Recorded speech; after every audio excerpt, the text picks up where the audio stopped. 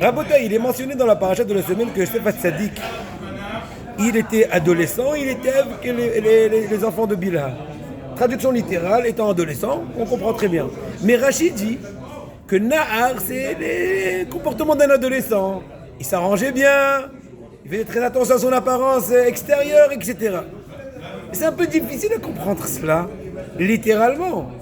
Tout d'abord, primo, tout de suite après, le pasuk dit qu'il était adolescent avec les enfants de Bilha. Il dit Rachid tout de suite que les enfants de Bilha, c'était les enfants des servantes.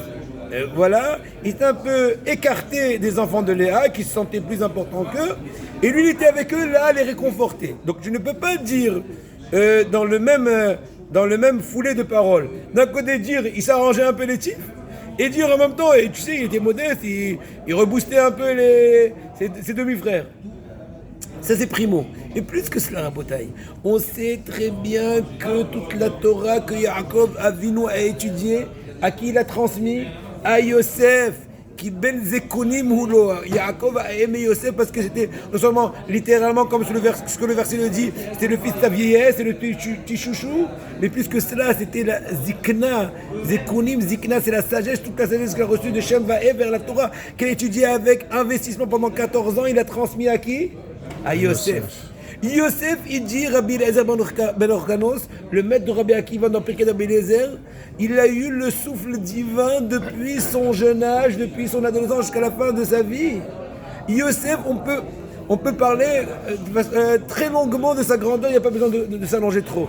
Comment on peut comprendre que ce même Yosef, d'un autre côté, le midrash que Rashi amène au tout début de la paracha, il a l'air de dire... il était un peu moderne, il était classe, un peu de gomina, un peu de s'arranger, 3/4 d'heure en train d'arranger la cravate s'il en avait, ou le papillon comme à l'époque, etc. Pour répondre à cela, la réponse est très simple. On sait très bien, comme ce que Rabbi Nachman de Breslev le dit, qu'un tzaddik, tant qu'il peut, il cache sa personnalité. Parce qu'à partir du moment qu'il devient célèbre et connu, le Yetzirah, ça l'énerve plus. Donc lui aussi, le Yetzirah, il va travailler plus difficilement avec lui. Il va lui compliquer la vie. Yosef, de façon consciente, s'est fait passer pour un qui est un peu ouvert, un peu à tout, pour que ses frères ne fassent pas attention à toute sa grandeur toranique. Et d'ailleurs, de par son humilité, de par sa anava, il s'est rapproché du fils des enfants des servantes pour les réconforter sur ce qui prouve ses midot.